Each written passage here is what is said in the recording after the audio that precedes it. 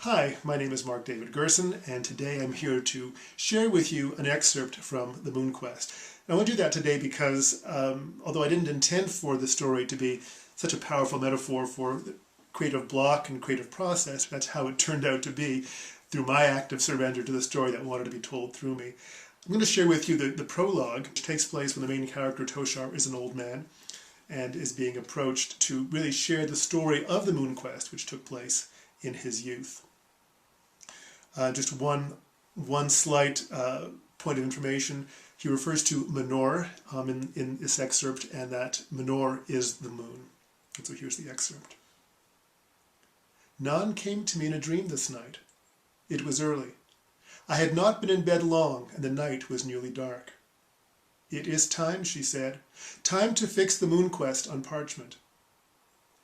I was gladdened to see her after so many seasons, but I was not cheered by the message she bore.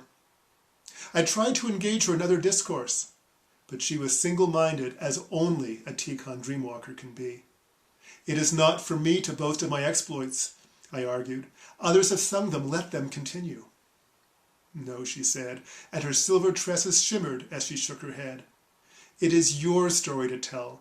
It is for you to fix it in ink, to set the truth down for all to read.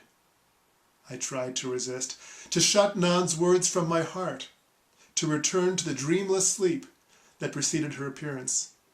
But Ticon speak only what we know in our hearts to be true, and my heart would not close to her, even as my mind longed to. Only by forcing my eyes open and my body to this table was I able to banish her milk-white face from my mind's eye. Only by letting my quill rasp across the blank parchment have I stilled her voice. But my quill hovers over oceans of emptiness. I don't know what to write, where to begin. The story has so many beginnings and no clear ending. As a bard, as elder bard, I am trained to know how to weave disparate elements into a tapestry of word and song that brings light and meaning to life. When recounting other stories, I have no difficulty. The tales unfurl from my tongue as if by magic, as if Memoir herself were singing through me. Nan says it is my story. Perhaps she is right. Is that why the words come so reluctantly? So many seasons of storytelling, and still I hesitate.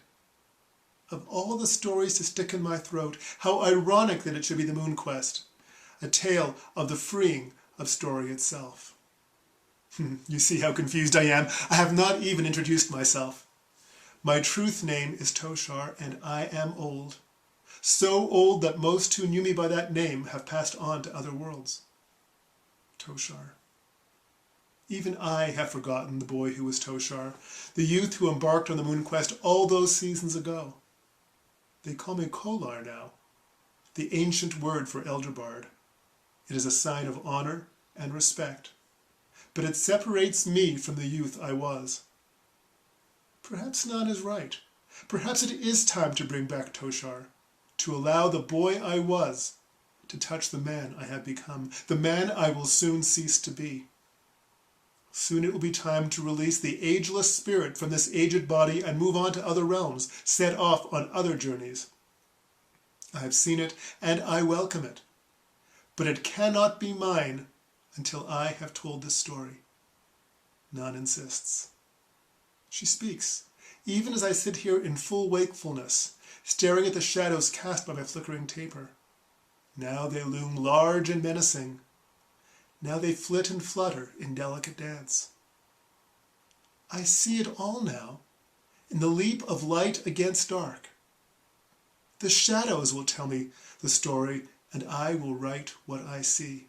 I will write until my fingers and beard are black with ink. I will write until the story is done. Only then will I be free to continue my journey. Only then will my daughter Kinta be free to continue hers. She is nearly ready. Rylan O'Garan taught her well, taught her the lessons of the MoonQuest. Soon she will live them through my words, and will be free to assume the mantle of her birthright, according to the ancient orders of succession. From father to daughter, mother to son, the mantle passes, the balance is done. I was an exception to the law of balance, a law as old as the land itself. But those were exceptional times, the darkest of ages, in a land where once upon a time was a forbidden phrase and fact the only legal tender. That was the land I was born into, a land of slaughtered bards, a land dulled and divided by fear. That was Quintana, and this is its story, and mine. A story that begins once upon a time. Have a wonderful and creative day telling your stories. Hi, I'm Paul from Trending Who, What, Where, and When. Today I'll be speaking with the multiple award-winning author, Mark David Gerson, about his book, The MoonQuest. Mark David will be joining us from Sedona, Arizona. Hi, my name is Mark David Gerson, and I'm the author of 18 books, including the popular fantasy series, The Legend of Quintana. And I'm also a writing coach and workshop facilitator. And I'm blessed and privileged to be living in one of the most beautiful places on the planet, here in Red Rock Country in Sedona, Arizona. And you can see Thunder Mountain rising up from the town right behind me. Okay, so I guess I'd begin by asking you to tell us and our followers about the places you would take people in Sedona when they come to visit. Sure. Well, Sedona is such an awesomely, incredibly beautiful place that really we could do the entire interview plus more just on the beautiful places in Sedona. So I'm going to focus on maybe some of the lesser known ones, although I'm going to start with one that is very popular, and that's the Cathedral Rock hiking trails. Cathedral Rock is one of the standout rock formations, red rock formations in Sedona, and it is a favorite place for me to go, but it's also a favorite place with tourists, so it can be a little crowded sometimes, and parking can be a little challenging sometimes, but it is stunning. And really, hiking for me is what Sedona is all about. And so most of the places I'm going to mention to you are in fact hiking trails. So Cathedral Rock, of course, but less popular, but just as stunning. There are trails off Schnebley Hill Road, just before the pavement ends. There's a trailhead with parking and restrooms and several trailheads there, and some really lovely hiking and some beautiful vistas. And it's not a particularly challenging trail either. Either are some of the ones around Cathedral Rock. Another kind of signature site in Sedona is Thunder Mountain, which you can see from pretty much anywhere in town. It rises up to the north of town, and there are a bunch of trails in the foothills there as well. One of my favorites is the Andante Trail, which, not surprisingly, starts at the top of Andante in West Sedona, and fairly flat, very lovely views looking up to Thunder Mountain, looking east, my directions right, east to Coffee Pot Rock and west to Chimney Rock. Lovely at dusk because you get the golden glow all around you. And really, there are dozens and dozens and dozens of hiking trails, not only in Sedona, but around Sedona. And you can always find one that meets your abilities in terms of hiking or climbing. And there isn't one that doesn't offer astounding vistas. But if you don't want to hike or hike quite so much, you can take the drive from Flagstaff down to Sedona or other way up through Oak Creek Canyon. This time of the year, we're talking in the fall, the oaks and aspens are changing and you get some beautiful fall colors. Perhaps not as stunning as the fall colors I'm used to having grown up in the East, but they're still quite stunning. And if it's open, you can stop at the Indian Gardens restaurant and gift shop for lunch on the way up or back. Lovely patio, getting lovely views. If you don't want to walk at all, you can drive up to the airport. And there's a beautiful overlook looking out over town and up to Thunder Mountain and east and west. No hiking involved. If you want a modest climb at dusk, climb up Sugarloaf Mountain. Great sunset views from there. And the images that you sent us from Sedona are pictures that you took yourself. Yes, yes. Okay, thank you. They're beautiful.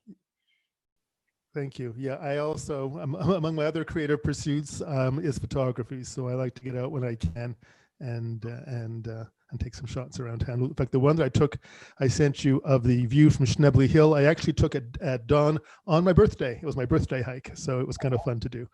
Okay. Yeah, they all looked great. Really good grouping of pictures. Thank you.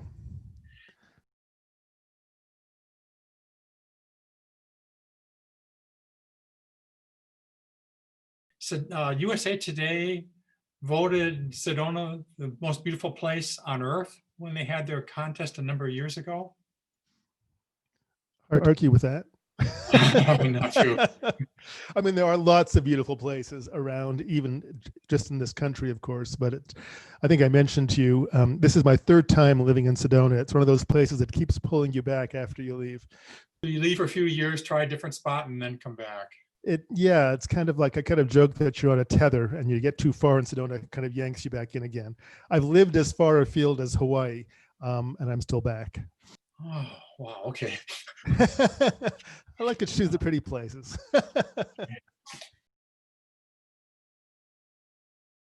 The journey began in Montreal. That's where I was born.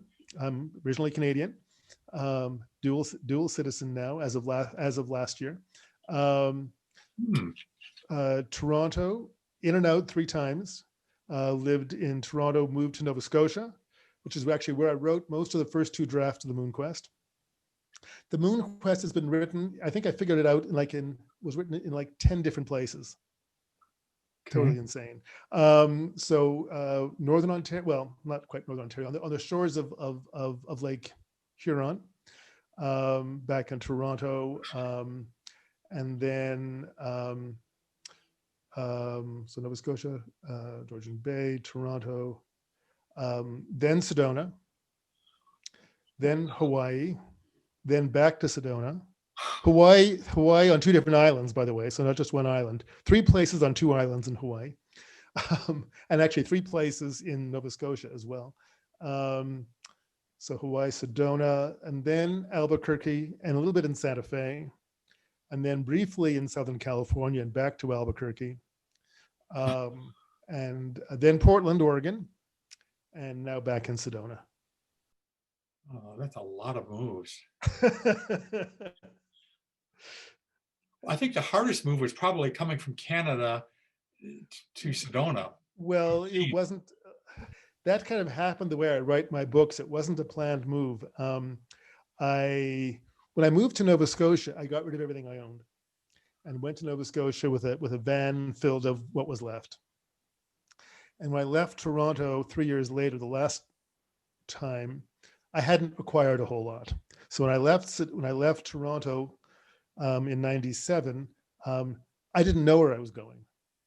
I put everything I owned, including my dog, in the van, and took off. Okay. And 3 months later, after a kind of moon quest of my own, I ended up in Sedona. So it wasn't like, oh, I'm going to move to Sedona and pack up all my stuff and go. It was like everything I owned was with me, and that's kind of where I ended up. And you tried different places for 3 months along the way. Well, I didn't really try. It was kind of like an open-ended road trip that just, and I did not plan to stay in Sedona when I got here. There's a whole story around that. I got to Sedona, and I checked into a place that no longer, well, it still exists, but it's not what it was when I checked into it. And ostensibly for the weekend. And on that journey, I was staying in hotels and motels and camping. I was doing all whatever. But it was called Sunset Lodge. I checked into Sunset Lodge, and then at the end of the weekend, I checked out. Now, back in those days, there's no internet back then, right? There's no public internet. I had a private mailbox, like a UPS store box in Toronto. And any time over those 3 months where I was someplace long enough to have them send me my mail, I would call them and have them FedEx me my mail overnight. So that's what I did when I was staying at Sunset Lodge. So the day the mail was supposed to arrive, the day I checked out. So I'm sitting in the lobby talking to the clerk, waiting for the FedEx truck to arrive. Well, the FedEx truck arrives with nothing for me. So I called FedEx, and they put a trace on it, and they called me back about a half an hour later. They said, "Oh, we're so sorry. Your package ended up in Phoenix. If you tell us where you'll be tomorrow, we'll send it to you." I said, "I have no idea where I'll be tomorrow," because I didn't know. So she said, "Well, here's my number. Call me back when you know." So I said, "Fine." So I say goodbye to the clerk in the lobby, and I get into the car, I turn it on, and I shift into reverse, and suddenly I stop and I think, well, I could just stay. So I shift back into park and I go inside. "Is my room still available?" And she said, "Yes." And I thought, well, I'll stay till the mail comes. And I stayed there for 3 months. Okay. And then I rented, it was kind of an efficiency. So I had a little kitchen and everything. And then I rented a place. And of course, this is all before 9/11. Everything was a whole lot simpler back then. I rented a place, and here I was. Okay. So it was kind of like, again, like writing my books. I did not know the story until until it unfolded for you. That's Okay. right. And that's in fact how I ended up back in Sedona this time. I didn't plan to come back either. I had left Portland on a similar journey with a different dog, because it's now 23 years later. And in this case, a friend, when I was actually in Northern California, a friend called me and said, "Would you be open to coming to Sedona for a little while to help me with a writing project?" And I thought, well, I had to be someplace. I might as well just come to Sedona. But I'd never, ever thought I'd live here again. It was certainly not, there's nothing wrong with it. It was just not in my conscious imagining. And I got here, and within a couple of days, I knew I wasn't leaving. Well, it is beautiful there. You've got the weather, and it is. It's an amazing, as we, just kind of coming full circle. It's an amazingly stunning place. It's amazing to live someplace where that's surrounded by national forest land. You can always find a place to go walking in nature. Sometimes within walking distance of where you are. I've got a hiking trail. It's about a 10-minute walk from my front door. But certainly I can drive to any other one within 10 minutes. It can get a little crazy during tour season. which is now almost all year round. Too many cars that are on the road.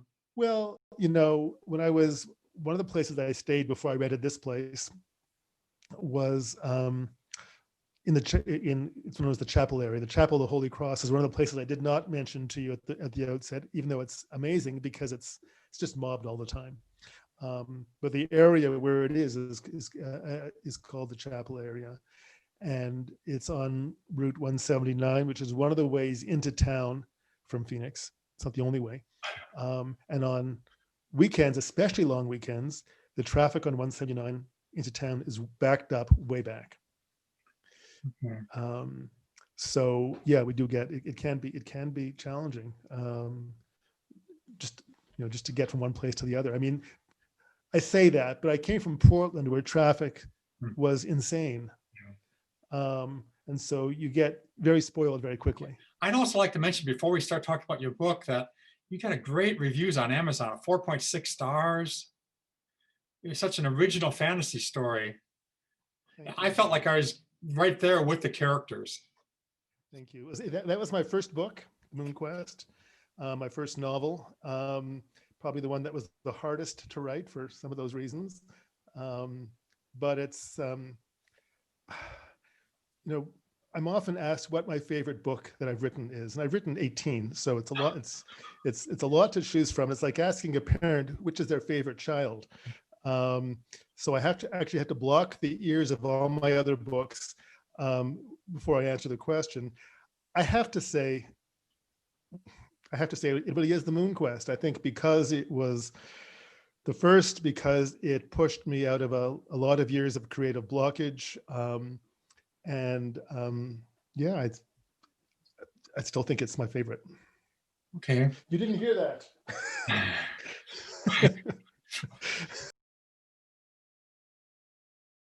What inspired you to be a writer? I didn't want to be a writer. I was probably, when I was in school, I did not like English class. I did not like to do anything creative. In fact, I focused on things scientific and mathematical because there I always could find one right answer and didn't have to worry about being judged. I see this in retrospect. I didn't know that at the time. That was just where I went. And then when I was in high school, the fellow who was putting on a musical asked me to do the publicity. And I have no idea why I said yes, because I can't imagine looking back, the kid I was then saying yes, but I did. And of course I had to write press releases.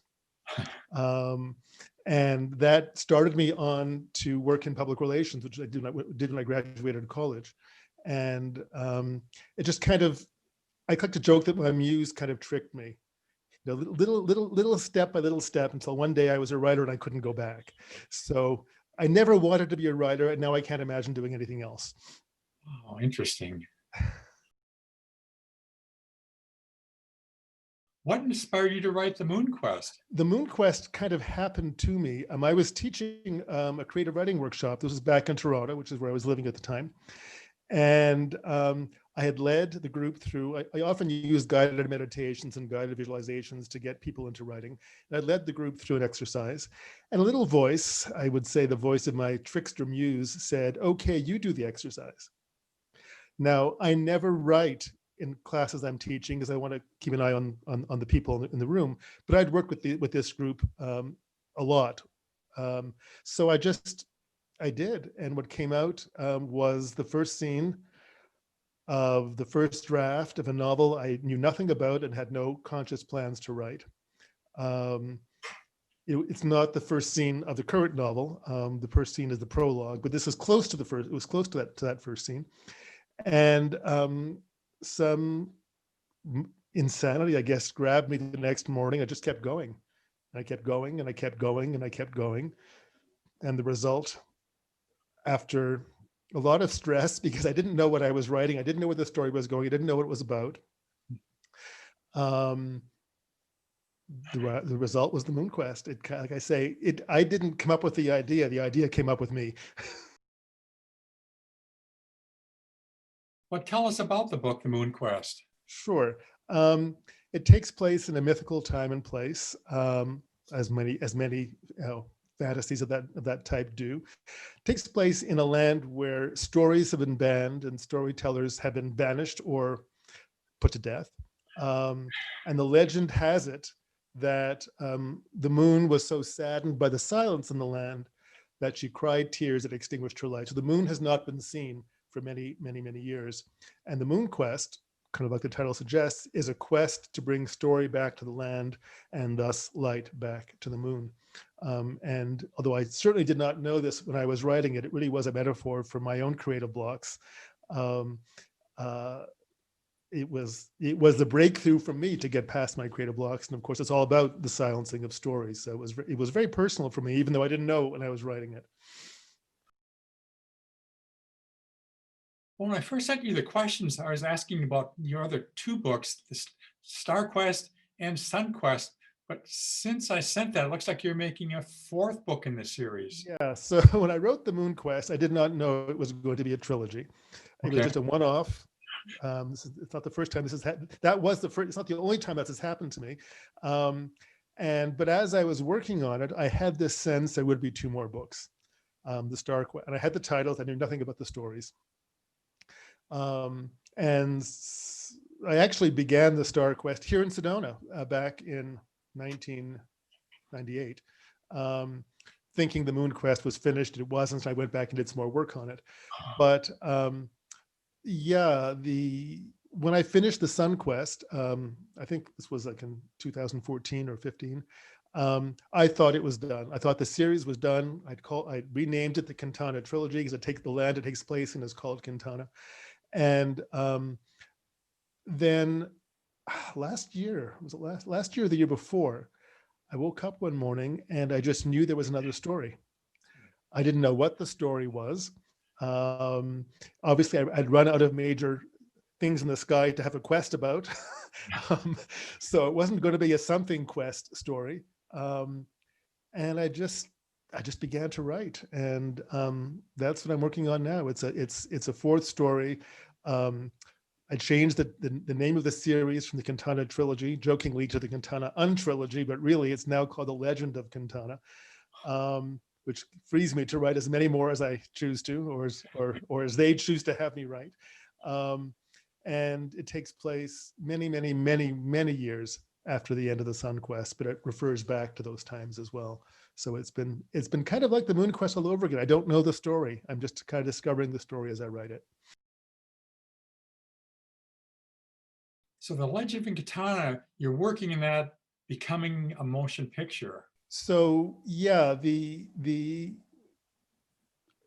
sometime before I finished the final draft, I think I thought I'd been the final draft of the MoonQuest, a friend said, "Why don't you turn it into a screenplay?" And I said, "I know nothing about screenwriting." Then I remembered that I had known nothing about novel writing either, so what the hell? And I did give it a shot. And this was back in 2008. It was one of the very first book events I did for the MoonQuest. It was at a Borders store in Albuquerque. And I had a big poster of the original cover. The one you see is not the original cover of the book. And this woman comes up to the table. I don't know if you've experienced being a not particularly well-known writer at a book signing, but people kind of walk away from you to avoid having to talk to you, right? But this was because this woman came up to the table and she picks up the book and she turns it over and she reads the back cover blurb. And she looks at the picture and she looks at me and she says, "Oh, you're the author." Like, maybe I wouldn't be the author, but anyways, that was just kind of funny. And she said, "This sounds like it would make a great movie." And I said, "Well, as a matter of fact, I've just written a draft of a screenplay." And she said, "Well, as a matter of fact, I've just started an independent production company and I'm looking for projects."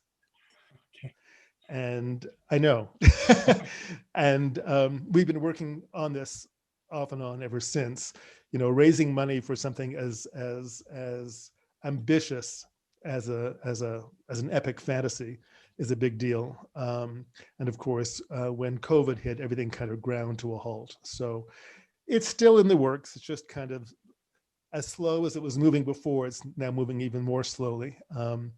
But I have 3 screenplays ready to go. She loved the screenplays. Everyone she's shown the screenplays to loved them, which amazed me. It was my first screenplay. I actually began the fourth Cantana story as a screenplay, and then decided I would actually begin it as a novel instead. So I will still do a screenplay adaptation when I'm done. It's still in the works, and It's still in the works. It's just kind of, these things can take a long time, and of course, in the current climate, they can take even longer. it does seem that way for everything. Yeah, I was going to say for absolutely everything. You won a lot of awards for your books. Maybe you could tell us about how you went about getting the awards and Sure. how you value them. So most of the awards were for the MoonQuest, which is very gratifying. I think I had 6 for the MoonQuest. I've also had a couple of awards for my book, The Voice of the Muse Answering the Call to Write, which you can see other side behind me. And for my novel, Sarah's Year, and from one of my other books for writers called Birthing Your Book, even if you don't know what it's about. But The MoonQuest was my first book. Before it was even published, I was living in Albuquerque at the time. I entered it in what was then, I don't think this exists anymore, the New Mexico Discovery Awards, and it was for unpublished fiction. And to my amazement, because like all creative artists, I'm horribly insecure about my work, I don't think I won an award. It wasn't the top award. I think it was a second down award. The other, all but one of the awards for the MoonQuest, I entered. There were competitions I entered. One of them, the latest one, was very bizarre because I had a dream about winning it. It was not an award I'd ever heard of, and it was not an award, so clearly I hadn't entered it. And a week after I had this dream, I got an email saying that I had won what was then called the Canada Book Award for the MoonQuest. So that was very cool. The other awards I won, a New Mexico Book Award. It's now called the New Mexico and Arizona Book Awards. I won an independent publishers gold medal for science fiction and fantasy. I won a Reader's Views Award, and that was actually judged by ordinary readers, not by judges. I placed in the USA Best Book Awards, and I think that comes to 6, but I can't think of any more if it does, if it doesn't. So do you think that's a worthwhile effort for new writers to try and enter these contests and get awards? Yeah, I mean, it's a mixed bag. I mean, I think it's certainly good strokes for the ego. Mm-hmm. And it feels very nice to be able to describe myself as an award-winning author. Yeah. Certainly 9 times. When you're marketing your books, every little thing helps. Some people are impressed by awards. Some people think they're not particularly valuable. But I have not entered anything in a while. I can now call myself an award-winning author. I don't have to prove it anymore. But I would say, if it's your first book and you think it's good, it's nice to be able to say you've won an award. When I was living in Albuquerque and could say I won the New Mexico Book Award, that carried a lot of clout when I was doing live events, because in many parts of the country, people are very proud of their regional artists. Yeah. Now, it's not necessarily true in California, where everybody and his brother, is a writer or an actor or a screenwriter. But in New Mexico, I would do an event, and people would see my little New Mexico Book Award medal on the table, and they would be impressed because New Mexicans are proud of their artists. So in that respect, if you live in a part of the country where that is true, then I would certainly encourage you to enter into a regional competition, because that carries clout in your region.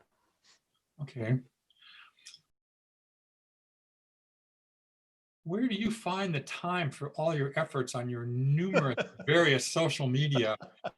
You have more accounts than anyone I've seen. I don't sleep. No, I'm not as active as I was. That you see, I have a lot of videos, for example, on YouTube, but none of them is particularly new. Okay. Those I went through a period some years back where I just cranked out a bunch of videos to promote a bunch of my books, and I have not done a whole lot of that more recently. But I've scaled back on the social media platforms that I use. Once upon a time, I was posting a lot to Twitter and to Facebook and to Pinterest, and now all that stuff is still up there. But I'm really only posting new stuff to Facebook. Whenever I post to Facebook, I cross post to Twitter. Okay. So the secret is that it looks looks like it's way more than it actually is in terms of current activity. Okay. And also, you had so many various different accounts. Usually some people do just Twitter or just Facebook. Right. You've got a little bit of a bunch of stuff. Well, in fact, it's out of print. Well, sort of, it's quasi out of print now, but I even wrote a book on social media marketing for authors. And I've taken it off my website because I have no interest in updating it, and this stuff just gets out of date so quickly. But I was very much into it. I even gave talks and interviews about it in the past. But again, it is time consuming. Everything changes, from moment to moment in terms of, well, just look at in terms of how a Facebook algorithm works, for example. That I just decided I could become a social media guru, or I could focus on what I really wanted to do, was just be a storyteller. So that's where the focus is now. But I think what I try to do, and this is what I talked about in the book, which is more generic than specific, is simply be engaging, not be hard selling. Nobody likes to be hit over the head. Not to be obnoxious, and to show myself as the author, as a person, not only as the author of the book. The idea being, if people are interested in you, they're more likely to be interested in your book, especially if you're not hugely well known. Please share with us any advice you would have for new writers. New writers. Well, and again, I teach writing workshops, and 6 of my books are for writers. What I tell writers all the time is that, this is going to sound a little strange, is that your story is smarter than you are. So it's really about trusting your story. I've never outlined anything. I simply allow the story to reveal itself to me. And when you trust the story and get out of the way, that's when, books like The MoonQuest happen. So really listen to the story, trust the story, and just write from the heart, not from the head.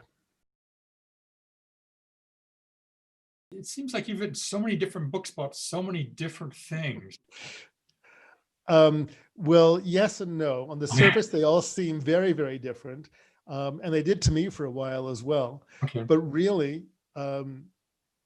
if you read all the books, and wouldn't that be lovely? Go ahead and read all the books. If you read all the books, you will see some common themes, even though the genres seem very, I've written memoir, I've written books for writers, I've written personal growth books, I've written fantasy fiction, non-fantasy fiction, but really underpinning all of that is an encouragement to people to share their stories, be their authentic selves, stuff like that. So really, even in The MoonQuest, where Toshar, the main character, has to tell stories in order for the story to move forward. So it's really about encouraging people to tell their stories. And it seemed in the book too, that sometimes he didn't know the story before he told it. Well, that's the author's story too. Which I thought was an interesting way of going about it. He sort of unfolded, and then when it was done, it was a story. But previous to that, it was just an idea maybe in his head. Right, and I think one of my favorite stories in The MoonQuest is the story where a story becomes reality. A story that he's telling becomes real in the story they're living, and that was that. I don't know that. I mean, it does happen in some respects in real life. After all, I dreamt about the Canada Book Award and had it a week later. But it just feels like it kind of dissolves the barrier between dream and reality, between vision and reality. On your website, it's talking about different videos that you've created for writers so that you can enhance their learning process. Well, I have been teaching writing workshops off and on for, God, over 25 years. That doesn't seem possible, but apparently it's true. And when I came back to Sedona a year ago, just over a year ago, I was teaching regular weekly workshops at the local bookstore, which I was also live streaming. Of course, then COVID hit and everything, and the world shut down, including the bookstore. And I just, unfortunately, now the bookstore is closed for good. Oh, That's only partially COVID related. But I decided that if I couldn't do these live, or at least in person, I would take some of my more popular topics and create videos. So I took some of my more popular topics, added a few other ones that I had not taught here, and I have a series of 9 videos, mostly for writers, but some are journal writing. There's one on journal writing, which isn't necessarily just for writers, and one is called Write to Heal, which again could be for anyone wanting to use writing as a healing modality. And it was a way to keep those workshops alive at a time when I couldn't teach them in person, and when the competition for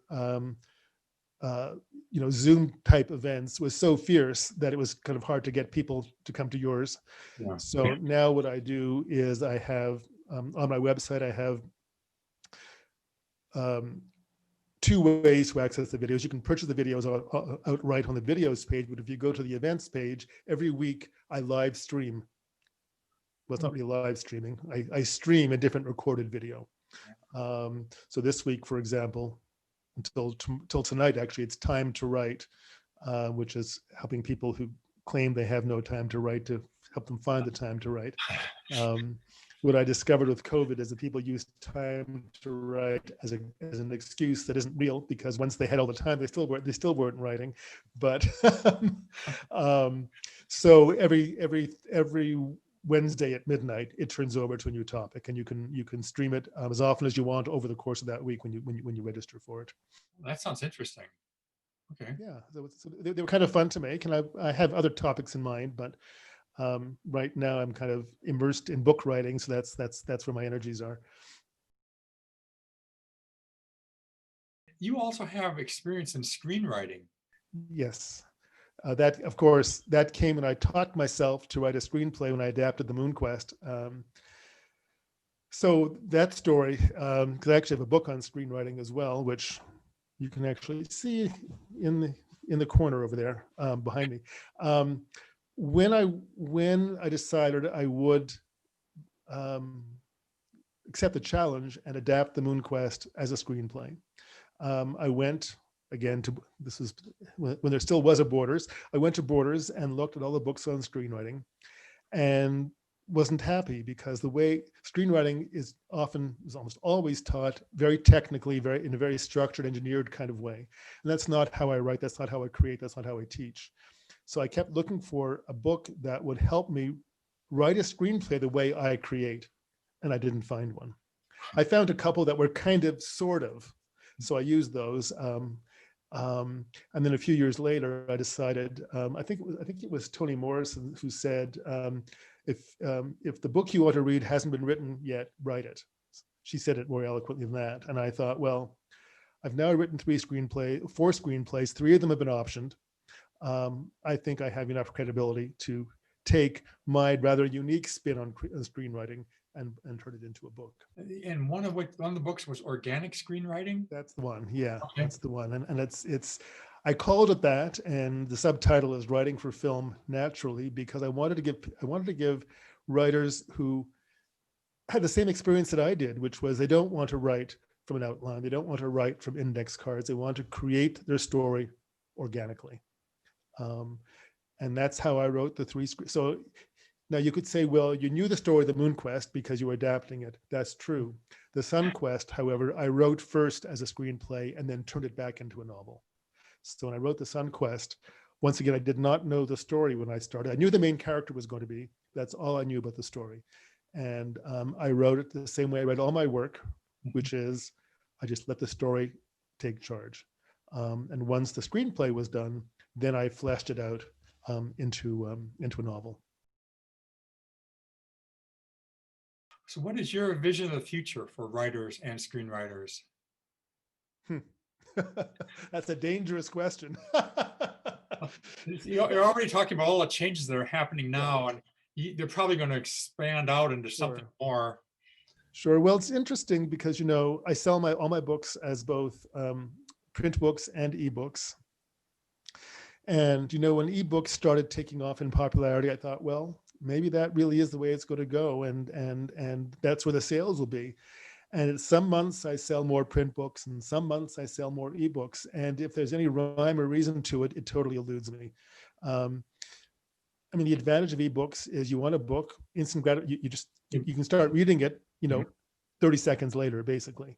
A print book, if it's not in your local bookstore, it's going to take a couple of days to get to you. I talked to a lot of readers, some of whom are writers too, but a lot of readers, and some readers refuse to read ebooks. They just like they like the feel and texture of holding a physical book in their hand. You know, I sometimes do both because the ebook is very, very convenient. You know, I can be reading the book in line at the post office, you know, which I'm not going to be carrying the physical book with me as often. So sometimes I will have both and just read where it's most convenient. So the future, I don't think print books are going away anytime soon. I think that there is still an experience that people like to have. Excuse me. Now, you know, before COVID, we could have said, well, movie theaters aren't going away anywhere anytime soon, and you know, some movie chains are in big trouble now. But you don't need to go someplace to experience a print book. You simply need to be able to get it to you. And with print on demand, you know, warehousing costs have gone. It's simply, you want the book, you can get the book. I mean, some independent bookstores have print on demand kiosks in their stores now where you can actually get the book if it's not on the shelf. I didn't know that. Okay. Yeah. So I think that the future, I think the democratization of publishing, just like the democratization of music and filmmaking, is both great and challenging. It's great because we all have stories to tell and we can all get them out there. It's challenging but then, because how do you get noticed? And that's, you know, you asked about social media before. Well, you know, when I started my Facebook and Twitter accounts, they were new platforms and it was easy to get noticed. Okay. Now they're mature platforms, and once again, just like in a bookstore, it's hard to get noticed. Yeah. So I don't think books are going anywhere anytime soon. Print books, I think, it goes back to the schools. Are kids being encouraged to read? If they're being encouraged to read, then stories will be with us forever, in whatever form they take. Birthing your book, that's a book that helps you go about writing a book if you don't know what you're writing about. Right. So yeah, we can talk about that because there's a Sedona story behind that. Okay. So when I was working on my very first book for writers, The Voice of the Muse, I was asked to give a talk at another bookstore in Sedona that's no longer here. It was called Well-Read Coyote, and I'd already given a talk at Well-Read Coyote about the MoonQuest. So I was looking for something to talk about. And like I said, the Voice of the Muse was not out yet. I was close to being finished. And I thought, you know, in Sedona, a lot of people go to psychic readers and intuitives. A lot of people come out being told they have a book in them. And the response is, but I don't know what it is. And I would hear this a lot. I would hear people coming up to me and say, you know, either I was told I have a book in me, or I think I have a book in me, but I don't know what it is. And so that's where the title came from, Birthing Your Book, Even If You Don't Know What It's About. And originally that was simply a section in The Voice of the Muse. And some years later, I felt like I had enough material to make that a book of its own. So the idea being, I mean, I mentioned the MoonQuest. I did not know the story when I began, which has been true for most of my books, right up to this new one. And I thought, well, how can I help people who know or have been told or suspect or feel they have a book in them, but they don't know what to do about it? And that's kind of where the book came from. It's designed to help you do what I did with the MoonQuest, basically, which is just start writing and let the book reveal itself to you. You must have a lot of interest in that book. Yeah, in fact, it's still not as popular as The Voice of the Muse is still my most popular book for writers. And in fact, the edition you see behind me is the third edition. Each edition has been, I've added to it by about 20-25%. This edition of The Voice of the Muse is about half again as long as the original edition back in 2008. And a revision of the book, of Birthing Your Book, will probably happen in the next couple of years as well. But yeah, in fact, I have a workshop called Birth Your Book now, and it's the same kind of, I cover the same kind of material, which is you don't need to know anything about your book when you come and sit down, and when you leave, you will know something about your book.